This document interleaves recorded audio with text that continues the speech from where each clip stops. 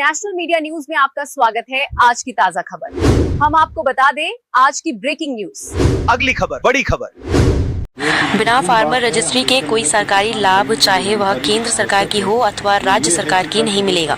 यह बात जिलाधिकारी अनुपम शुक्ला ने बताई। उन्होंने और क्या कुछ कहा, आइए जानते हैं कैमरामैन राजेश तिवारी के साथ वरिष्ठ पत्रकार एवं चिंतक बांकीलाल निषाद प्रणव की रिपोर्ट। जो योजनाएं हैं उनमें लाभ 5 तारीख से 15 तारीख तक शासनादेश के अंतर्गत हम लोग कर रहे हैं, जिसमें प्रत्येक दिन 1700 से 2000 किसानों की फार्म रजिस्ट्री की जा रही है। जो एक महत्वपूर्ण बात है, अम्बेडकर नगर के किसान भाइयों को जो जानकारी आवश्यक है वो ये है कि कल प्रदेश सरकार द्वारा 8 अप्रैल को ये निर्णय लिया गया है कि फार्मर रजिस्ट्री को विभिन्न सरकारी, चाहे वो उत्तर प्रदेश सरकार की हो या भारत सरकार की जो योजनाएं हैं उनमें लाभ पाने के लिए फार्मर रजिस्ट्री अनिवार्य किया जाता है।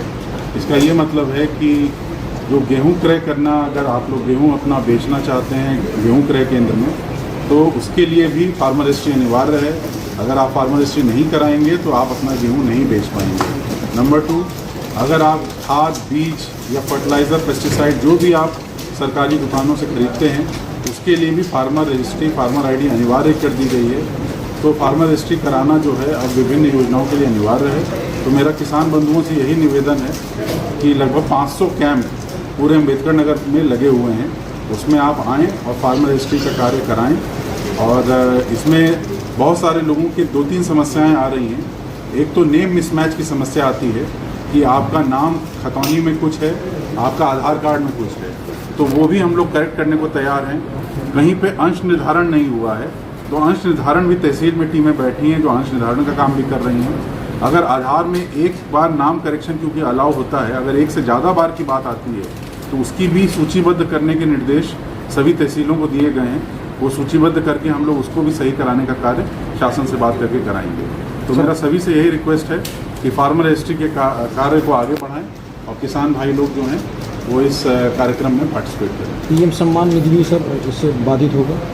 पीएम किसान सम्मान निधि भी बाधित होगा। अगर कोई किसान भाई का अगर वो फार्मर रजिस्ट्री नहीं कराता है तो उसको पीएम किसान निधि की भी किस्त नहीं दी जाएगी। सर, इनका विरासत में नहीं हो रहा है, विरासत हुई है लेकिन इनका नाम नहीं चल रहा है। विरासत के कार्य लगभग इस तरह के 8 से 10 हज़ार मामले हैं जो हमारे संज्ञान में है, तहसील के संज्ञान में है। तहसील में टीम लगी है जो इस पे कार्य कर रही है। तो जहाँ जहाँ भी इस तरह की दिक्कत आ रही है तहसीलों से संपर्क करें। अगर कोई और दिक्कत आ रही है तो हमसे भी सीधे संपर्क कर सकते हैं। सर, अगर कोई सरकारी कर्मचारी है और किसान है, क्या उसको लाभ मिलेगा? देखिए, अगर कोई सरकारी कर्मचारी है तो जो पीएम किसान का जो गाइडलाइंस हैं उसके अनुसार ही कार्रवाई होगी।